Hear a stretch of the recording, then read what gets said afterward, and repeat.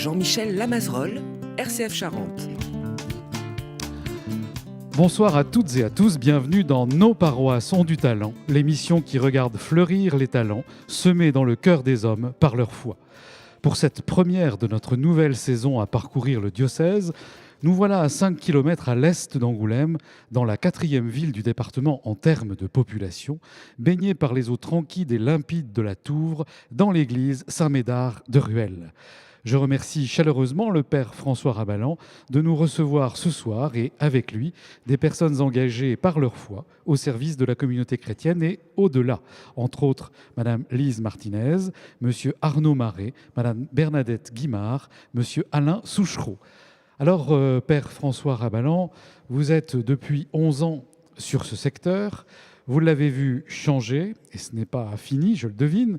Comment pourriez-vous nous le définir, tant dans son environnement humain que du point de vue ecclésial ?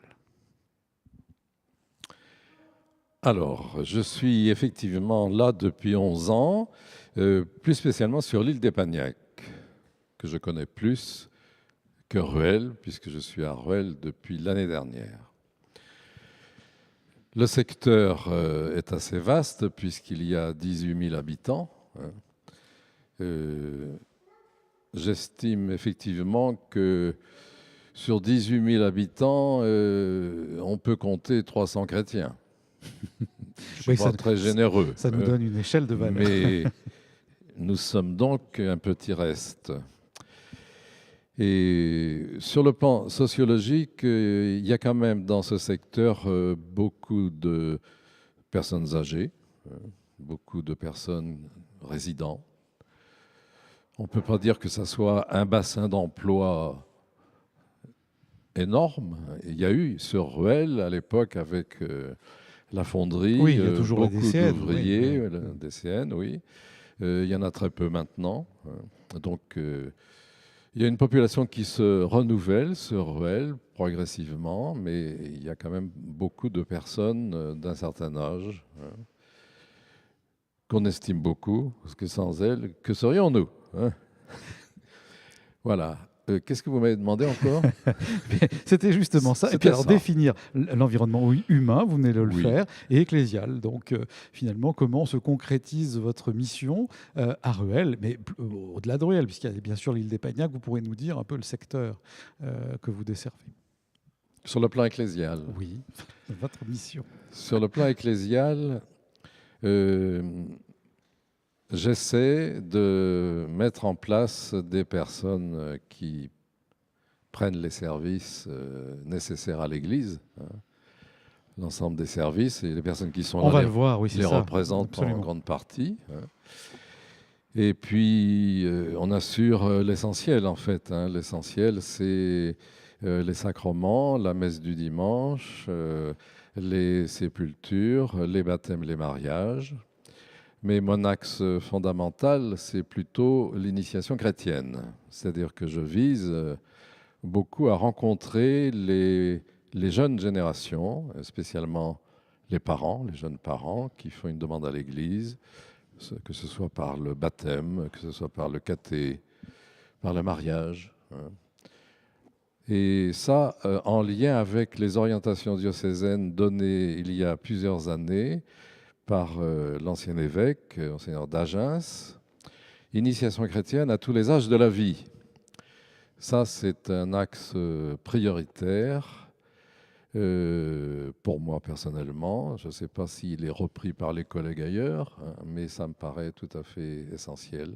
Alors c'est bien parce que justement c'est votre témoignage qu'on attend. Vos collègues, on ira les voir, on a déjà été les voir. Allez les voir. Vous avez toujours été un homme d'église soucieux de rendre justement la foi intelligente, tant dans vos missions d'aumônerie de l'enseignement public, comme ça on fait un petit peu votre panégyrique, de professeur de théologie au séminaire, ou dans les différentes paroisses où vous avez œuvré. Alors comment concevez-vous justement cette mission de formation et d'information aujourd'hui et au-delà, et vous avez commencé à le dire, pour la vie de l'Église de demain ? Oui, j'estime, après 40 ans de sacerdoce, je ne l'ai pas découvert à la fin, mais ça fait déjà longtemps, j'estime que l'essentiel pour l'avenir, c'est de permettre aux gens maintenant de comprendre le contenu de leur foi chrétienne. Je souffre beaucoup de voir des démarches qui sont vides au niveau du contenu de la foi. Je n'ai pas dit au niveau de la conviction, hein, mais on a du mal à trouver des gens qui soient capables de rendre compte de leur foi, d'en parler. Hein, qu'est-ce que la résurrection pour moi? Qu'est-ce que l'incarnation pour moi? Enfin, tout ce qui constitue le fondement même de la foi chrétienne. Et je sens les chrétiens démunis théologiquement, finalement. Et ça, j'ai toujours travaillé là-dessus depuis que j'étais jeune prêtre et aumônier de lycée, entre autres, sur l'intelligence de la foi. Et ça me quittera pas jusqu'à ma mort, je pense. Je crois pouvoir dire que j'en suis certain. Parce Voilà. que c'est une constante chez vous. Oui, c'est une constante pour moi et ça me paraît pour l'avenir un très grand enjeu. Mais je ne sens pas une grande soif à ce niveau-là. Il n'y a pas énormément de demandes.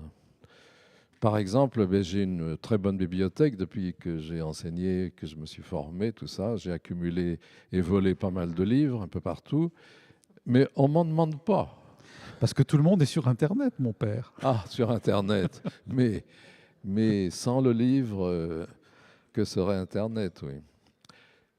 Alors, je ne sens pas une grande soif, un grand appétit de formation, d'approfondissement. J'ai l'impression que les gens se contentent de l'homélie du Père, qui est très bien d'ailleurs, hein, on va dire ça, mais fort riche, comme dirait mon voisin. Mais je soigne beaucoup, effectivement, l'homélie du dimanche en lien avec l'Évangile. Et j'ai souvent d'ailleurs accompagné les équipes liturgiques pour les aider à comprendre le texte d'évangile et pas l'interpréter n'importe comment, hein, pour que la parole de Dieu soit vraiment honorée, reconnue et qu'elle me parle. Hein, voilà. On a eu la chance de vous entendre sur notre antenne dans les commentaires de l'Évangile du dimanche Ah, il y a eu pendant un une petit saison. moment, oui. Oui, Une c'est ça, saison, c'est oui. ça, c'est ça. Donc, on peut même les entendre en réécoute peut-être. Mais c'est vrai que vous êtes toujours très concis, pas plus de 5 minutes, et que c'est dense. Voilà. Et alors, poursuivons dans cette intelligence de la foi. Donc, les gens viennent, vous avez l'impression qu'ils viennent consommer quelque chose. Il y a une sensibilité, une foi sans doute, mais que vous souhaitez, vous, pour que les gens puissent durer, et même sans les prêtres, avoir une vraie formation qui les enracine dans la foi chrétienne. Oui, l'enjeu, c'est de former des chrétiens capables ensuite de transmettre. Hein. Parce que l'Église a souvent reposé sur les prêtres. Alors les prêtres, ils ont une formation théologique, mais quand on regarde de près, je ne suis pas sûr que les prêtres se forment depuis qu'ils sont sortis du séminaire. Je ne sais pas combien de prêtres lisent des livres importants sur ce qui sort en théologie, en exégèse et ailleurs. Hein. On se contente un peu facilement de ce qu'on a trouvé acquis. Donc, l'enjeu de notre époque, c'est de former des laïcs. Alors, j'ai travaillé beaucoup à l'école de la foi.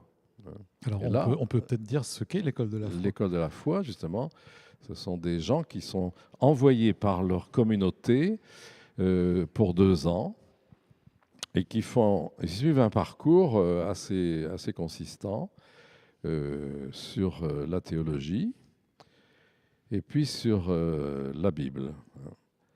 Ça, c'est la première année, une initiation. La deuxième année, c'est un approfondissement sur les sacrements de l'Église, et puis sur l'histoire de l'Église, sur la morale chrétienne, etc. C'est une formation, à mon avis, très complète, exigeante, puisqu'il y a des devoirs à faire. C'est une vraie formation. C'est une vraie formation, oui. Non reconnue sur le plan universitaire, c'est un peu dommage. Mais là, j'y ai vu beaucoup de monde. Alors, ce sont ces gens-là qu'on a formés. Qu'est-ce que les prêtres en ont fait? Qu'est-ce que les communautés en ont fait? Je me pose la question et je l'ai posée officiellement et je n'ai pas eu de vraie réponse. C'est du gâchis alors? Ça me paraît... Oui, je pense qu'on a raté certainement beaucoup de choses. Est-ce que c'est dans l'Église une question de pouvoir? Il faudrait que le prêtre se laisse déborder par des gens qui ont été formés et qui peuvent les déranger. Je le pense vraiment. Ça peut être possible, bien sûr. C'est fort possible. Je ne donnerai pas de nom. Ça ne serait pas convenant dans une émission diocésaine. Mais je les soupçonnerais parfois de ne pas faire appel à des gens que nous avons formés. Et moi, j'ai corrigé des devoirs admirables. Je me suis dit, là, il y a un bon niveau. En plus, on accueillait des gens de tout niveau. Il y avait des ouvriers comme des intellectuels. Il n'y avait pas de tir de barrage à l'entrée. Il n'y avait pas un numerus clausus non plus. Voilà. Alors, nous avons dans le diocèse, je le sais, des personnes qui ont été formées depuis 1990. C'est à cette époque-là que nous avons lancé avec plusieurs prêtres, l'école de la foi, après le synode de 88. Donc depuis cette époque, il y a toujours eu l'école de la foi. Donc ça fait du monde. Mais je ne les vois pas. Bon, alors ça peut être un appel à cette sainte réserve pour... Il y a de la réserve dans le diocèse. Voilà. Mais... On reprendra peut-être la parole avec vous à un moment ou à un autre. Père François Ramalan, vous avez toujours le micro dans cette émission Nos paroisses ont du talent. Et maintenant, nous allons vous applaudir pour votre témoignage et votre investissement. C'est très gentil. Merci. Alors, merci, c'est très encourageant. Notre première invitée, c'est Madame Lise Martinez, à qui je vais demander de venir ici et prendre le micro à côté de moi. Alors, vous êtes, Lise, retraitée. Vous êtes investie depuis de nombreuses années au service de la paroisse. Vous avez même fait partie de l'équipe diocésaine en charge de la liturgie, animé même des sessions liturgiques en lien en son temps avec les pères Michel Monguy et Jean-Marie Godillot. Aujourd'hui, vous êtes dans la préparation de la célébration eucharistique. On note une belle constance dans votre engagement autour de la liturgie. Vous avez même dit, et je vous cite, « La liturgie, c'est ma vie ». Ça, c'est qu'un bout de la phrase, vous me mettrez l'autre après. Comment est née cette vocation particulière, Lise ? Eh bien, elle est née tout simplement que j'ai été appelée donc par le père. Enfin, j'ai toujours aimé les célébrations et surtout le chant dans la liturgie. Et le père Manguy, à l'époque, du temps de Monseigneur d'Agens, m'a appelé. Et pendant 2 ans, j'ai suivi une formation à Bordeaux avec le père Amesland, le père Béag, enfin les prêtres qui étaient en charge à ce moment-là. Et alors là, j'ai acquis encore beaucoup plus de choses et j'ai compris ce qu'était la liturgie. J'ai compris ce qu'était la messe. Et alors là, ça prend une dimension extraordinaire, puisqu'à chaque célébration, maintenant, je ne ressors pas comme je suis entrée. Quel a été le déclic qui vous a fait suivre ou participer même la messe dans une autre dimension finalement ? Puisqu'avant, vous y alliez, vous receviez bien quelque chose. Qu'est-ce qui a été la compréhension, oui. C'est la compréhension de la célébration eucharistique. On est dans la même dynamique que le Père Ramalan qui veut rendre notre foi intelligente. Pourquoi croit-on ? Pourquoi vient-on célébrer ? Et que célébrons-nous ? Et que célébrons-nous ? Et pourquoi ? Pour qui ? Non. Et ça, c'est... Enfin, moi, j'ai compris et j'ai suivi l'école de la foi aussi dans les premières fournées. Oui, c'est ça. Premières fournées.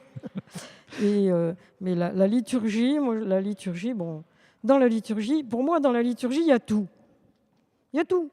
Alors, qu'y a-t-il ? La liturgie nous façonne, il y a la rencontre avec la communauté quand nous pénétrons dans cette église et que nous l'accueillons par le chant d'entrée pour former justement le corps du Christ. La prière, cette préparation pénitentielle où nous nous tournons vers Dieu pour demander son pardon, la gloire de Dieu que nous allons chanter. Et puis après, la parole de Dieu. Bon, la parole de Dieu, ça c'est le cœur de nos célébrations, évidemment. Et oui, et puis bon, étant avec les homélies que nous avons, donc nous avons de quoi manger, de quoi méditer. Toute la semaine en relisant, oui. Voilà, qu'est-ce que je peux dire La prière eucharistique, sans doute, qui nous amène à préface. ce sommet. Moi, j'aime beaucoup les préfaces. Il y a beaucoup de choses dans les préfaces. Si on s'arrête sur les mots, il y a énormément de choses sur les préfaces. Seulement, il faut savoir les écouter et les entendre. Oui, il ne faut pas que ce soit une routine.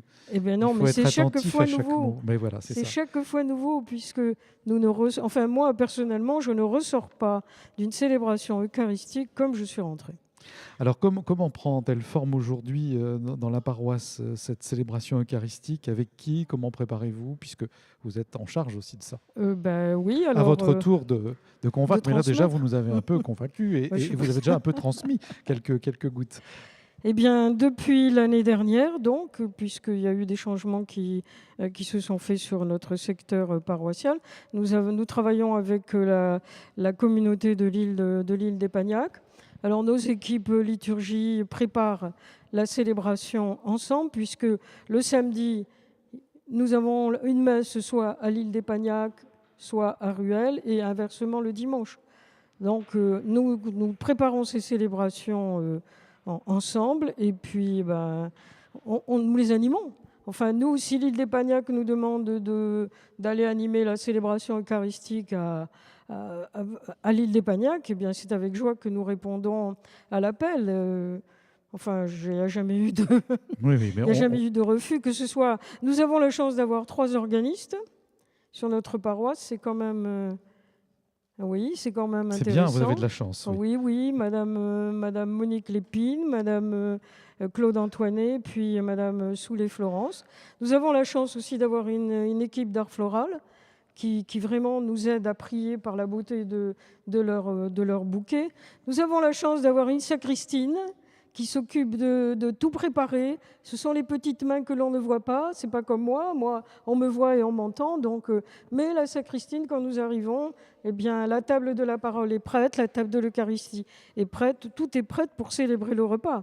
Merci de nous dire tout ça, parce que tous ceux et celles qui nous entendent et qui s'occupent de leur Église, à travers vous et à travers votre témoignage et ce que vous venez de dire, on peut les remercier. Je voudrais même faire un petit coucou particulier à une dame qui nous écoute à Celles-Froin et qui fleurit l'Église. Elle a eu l'honneur de la Charente Libre il y a quelques temps. Elle a une grande page et elle met toute son âme à décorer avec ses fleurs qu'elle cultive pour mettre dans l'Église. Alors je lui fais un petit coucou en passant.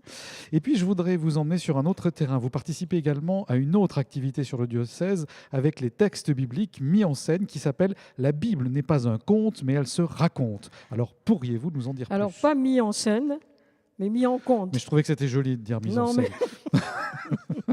Non, parce que si les copines entendent, elles vont se dire non, la Bible n'est pas un conte, mais elle se raconte. Non, mais vous n'êtes pas statique. Moi, je vous ai déjà vu dans les jardins du château de la Rochefoucauld. Un jour, vous avez dit ce sont des morceaux de passages bibliques que vous.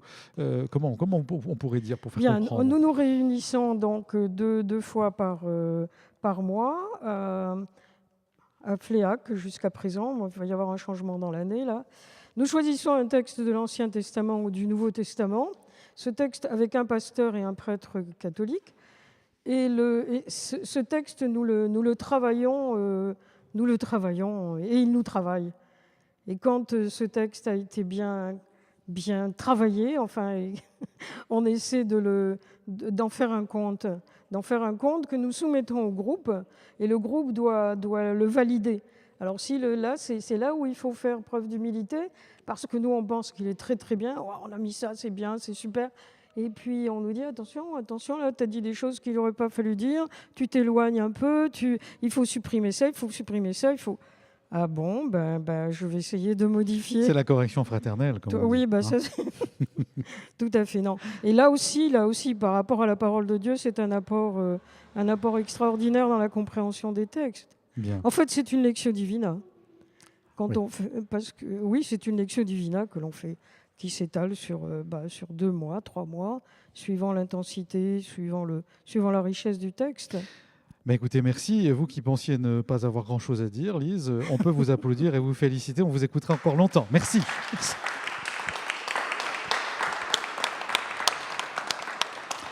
Alors, maintenant, c'est Monsieur Arnaud Marais à qui je demande de prendre le micro. Vous travaillez dans la gestion d'un collège, vous êtes engagé sur la paroisse pour l'initiation chrétienne, mais avant d'en arriver là, vous avez toute une histoire qui est commune à beaucoup de personnes qui se mettent au service des autres, qui ont reçu une éducation chrétienne, puis qui prennent du chant à l'adolescence. Et avec tout ça, un jour, la petite graine semée et enfouie se met à germer sans crier gare. Alors pourriez-vous témoigner ce soir de votre propre histoire qui vous amène aujourd'hui à prendre des responsabilités dans l'Église et même demander la confirmation, Arnaud?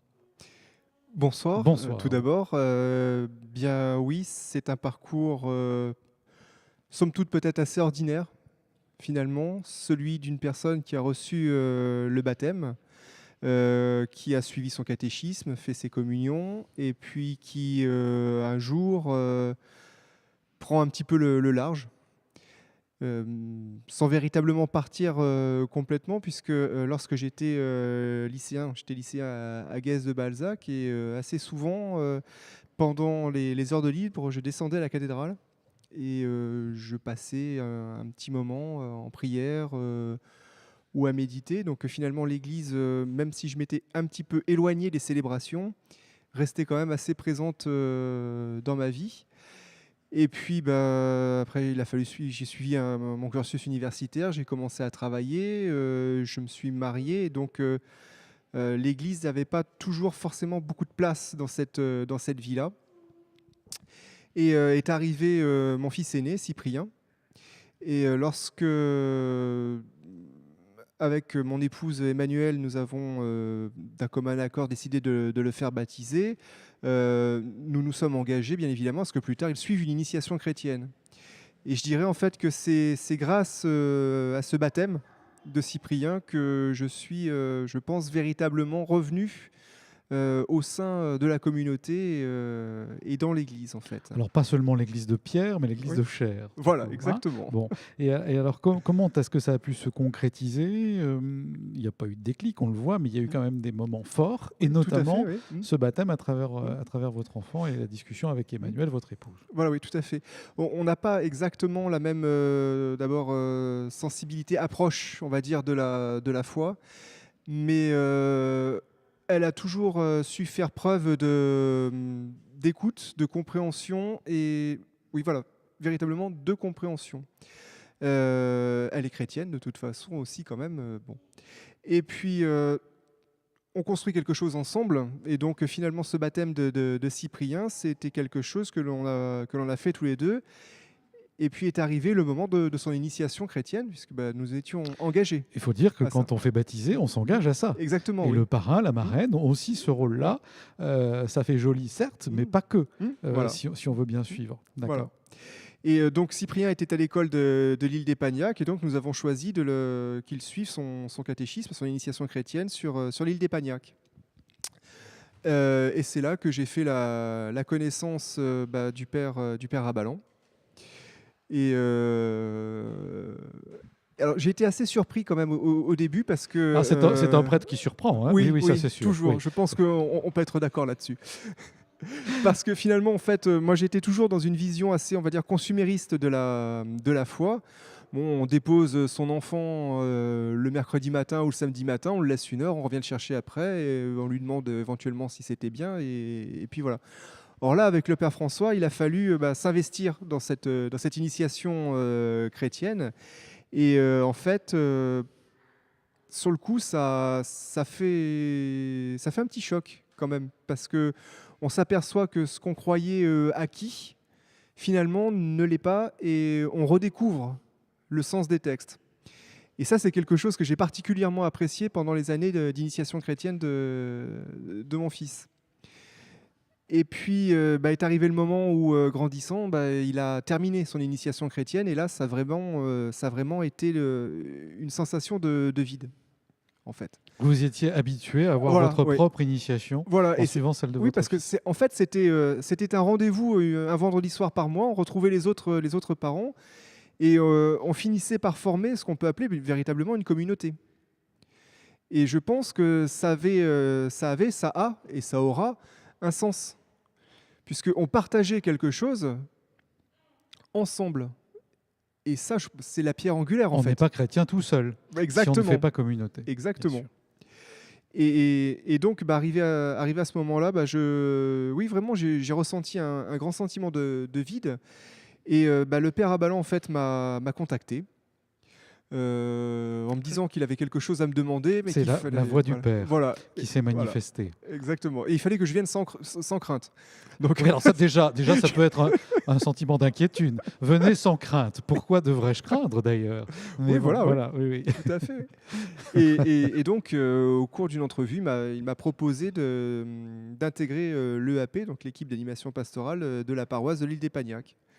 Alors, j'ai été particulièrement heureux, honoré aussi, parce que pourquoi moi finalement et pas un autre père ou une autre mère. Et puis j'ai accepté très rapidement et finalement je me suis engagé au sein de cette paroisse. Ensuite, j'ai suivi les changements qui sont intervenus et j'accompagne, j'essaye de mon mieux les changements actuels. D'enseigner, vous êtes venu enseignant aussi. Oui, Ou puisque accompagnateur, si voilà, vous voulez. oui, mais bon. on va dire retranscripteur, puisque j'anime avec Francis Goz les réunions préparatoires au catéchisme pour les parents de l'initiation chrétienne. Bien, Arnaud, merci pour ce beau témoignage. Et puis, on vous souhaite encore de longues années pour ne pas être en manque d'initiation chrétienne et de partage de parole et de théologie. Bravo à vous. Merci, Arnaud. Merci à vous. Toujours en direct de l'église de Ruelle avec le Père François Ramalan et ses invités. Nous allons maintenant écouter un peu de musique. Il s'agit d'André Gouze. Viens Seigneur, ne tarde plus.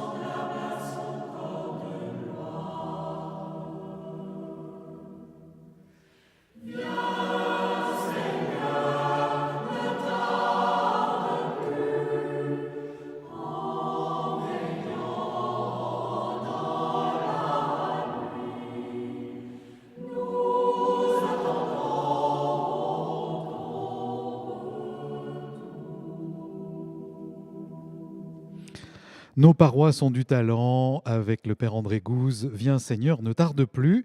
Alors maintenant, dans nos témoignages à venir, j'ai Madame Bernadette Guimard. Alors Bernadette, vous êtes retraitée, ancien médecin gynécologue à Angoulême pendant 38 ans. Et vous aussi très engagée de 1985 à 2002 dans l'aumônerie de l'enseignement public, puis aujourd'hui investi dans l'initiation chrétienne et la préparation au baptême. Comment vous est venu ce besoin d'engagement dans ces missions spécifiques au service de la foi, Bernadette ? D'abord, je suis ruelloise depuis mon mariage, il y a 52 ans. Donc, j'appartiens à la paroisse de Ruelle depuis cette période. Donc, je suis une très ancienne paroissienne. Ma vie de médecin a rempli une grande partie de mon temps et de mon existence. Mais je suis quand même née dans une famille chrétienne. J'ai toujours eu une pratique chrétienne, mais la vie a fait à un certain moment, les événements de ma vie, à la maturité, des événements heureux et moins heureux et des épreuves, ont fait que j'ai eu pas un besoin, mais un désir d'engagement, un désir que ma vie change. Et ce désir a correspondu à un appel. Cet appel, il a été fait par les prêtres que j'ai rencontrés à l'époque, qui m'ont soutenu, qui m'ont aidé, qui m'ont accompagné. Alors en particulier le père François Rabalan, que je connais depuis 1984, et qui m'a parlé de l'aumônerie et qui m'a demandé si j'avais envie d'être animatrice d'aumônerie. Je n'étais pas du tout formée, donc je suis arrivée sans aucune formation. Je n'avais pas fait l'école de la foi. J'avais une formation de par ma vie, ma famille, l'école chrétienne où j'étais. Mais enfin, c'est lui qui m'a formée. Au fur et à mesure, j'ai été formée par François, le père Oui, François. dans une vie d'adulte cette fois, Voilà. comme vous disiez. Oui. Comme animatrice d'aumônerie, de lycée, de collège. Et ça a duré quand même longtemps, puisque ça a duré de 1985 à 2002. J'ai arrêté à ce moment-là l'aumônerie. J'ai souhaité arrêter l'aumônerie parce que les jeunes avaient toujours 15 ans. Et moi, je prenais 1 an tous les ans. Et je me suis dit que là, c'était très injuste et qu'il fallait faire quelque chose.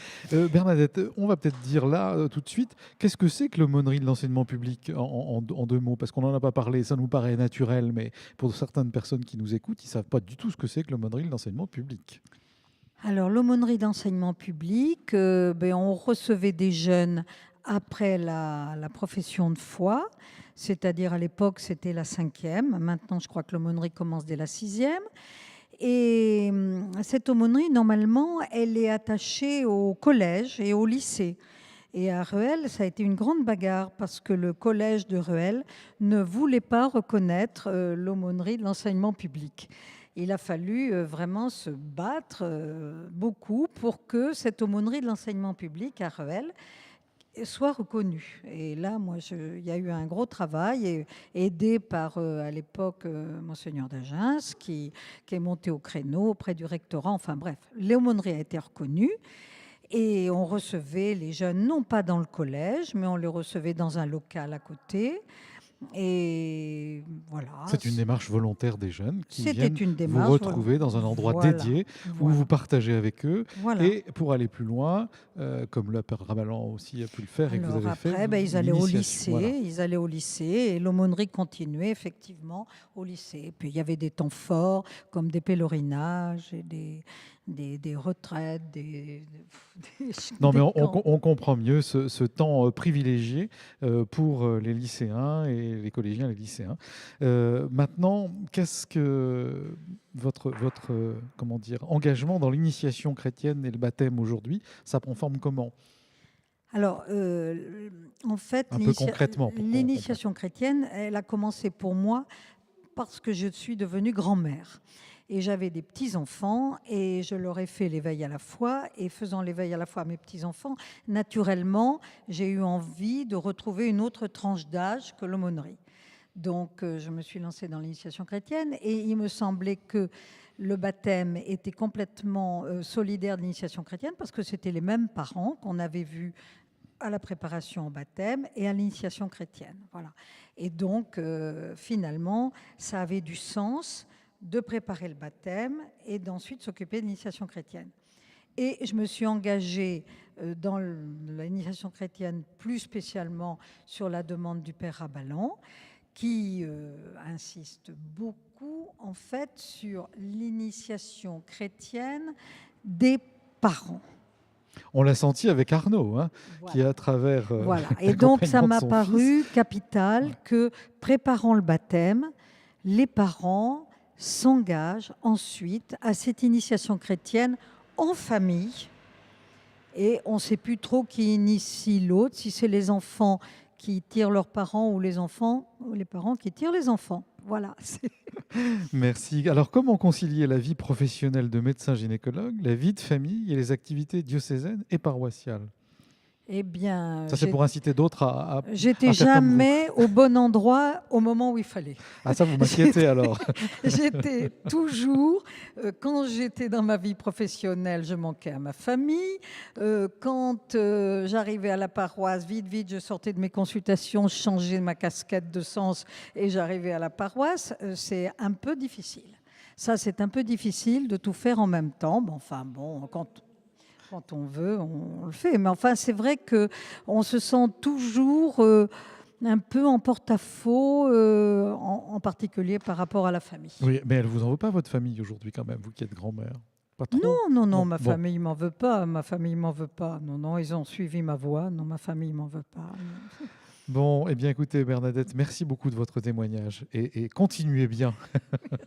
Bravo. Merci à vous. Je vous en prie.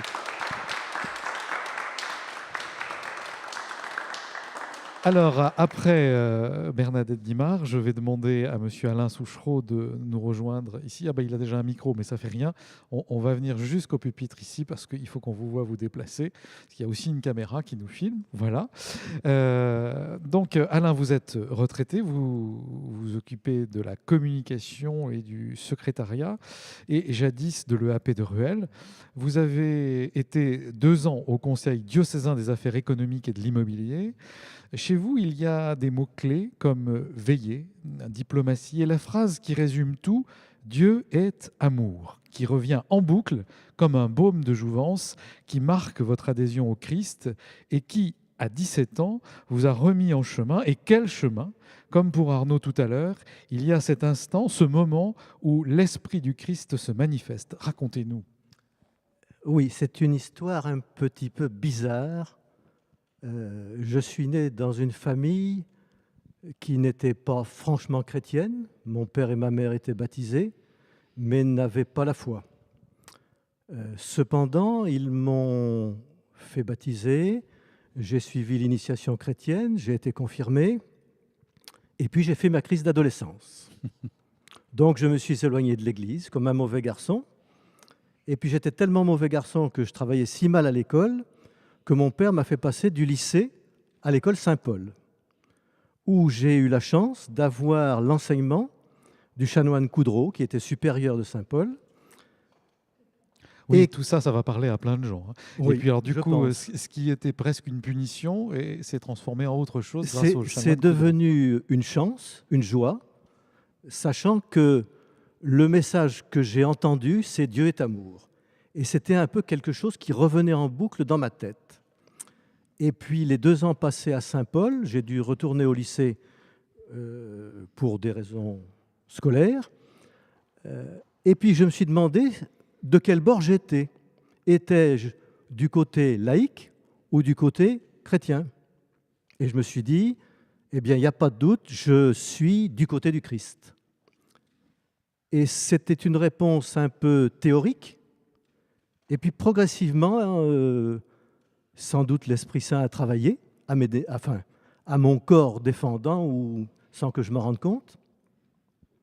Et puis un jour, je me suis retrouvé, sans que je sache comment, pourquoi ni comment, dans une église, avec un prêtre, en lui racontant mon histoire, mon désir d'approfondir la foi.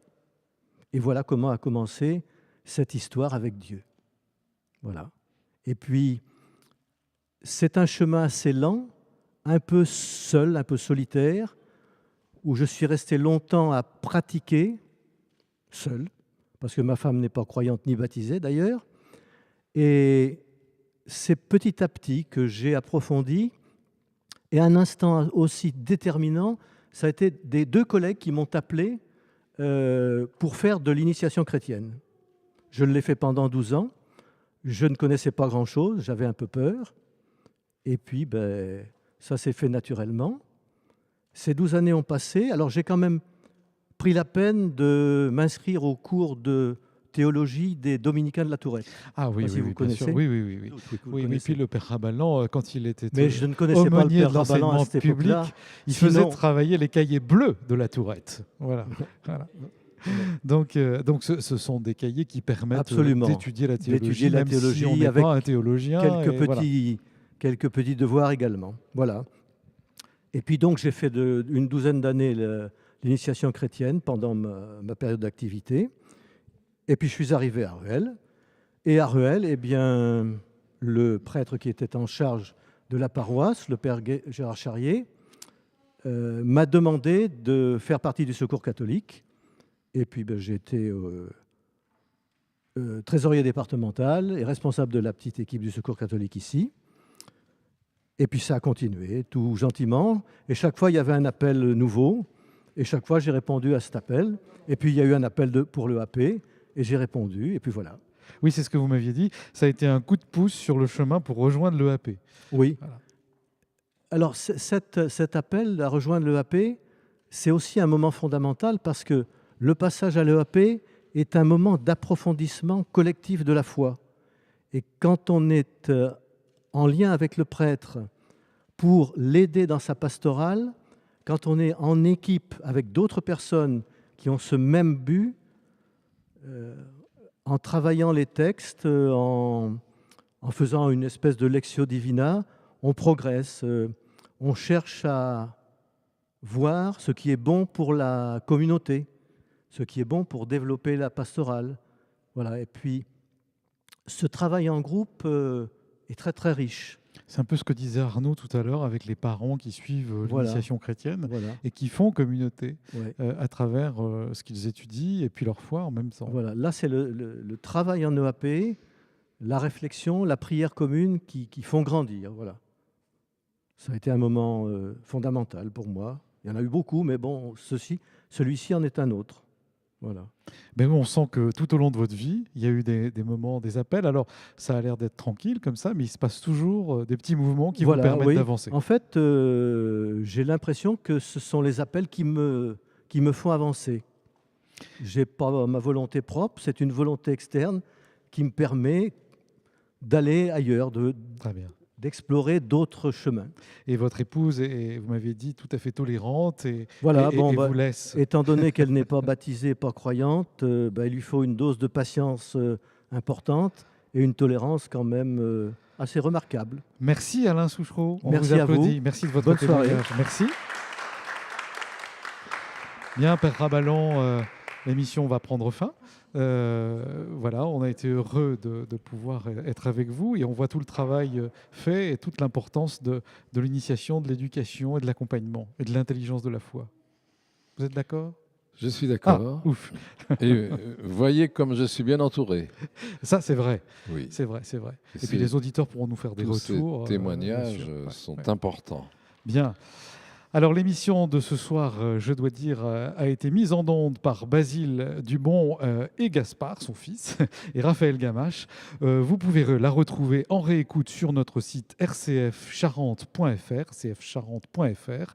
Et nous vous souhaitons à toutes et à tous une excellente soirée et nous vous donnons rendez-vous la semaine prochaine à la même heure dans la salle du conseil municipal de Saint-Michel-d'Entraigue avec Madame le maire, Fabienne Godichaud et ses invités. Merci de votre fidélité et à la semaine prochaine.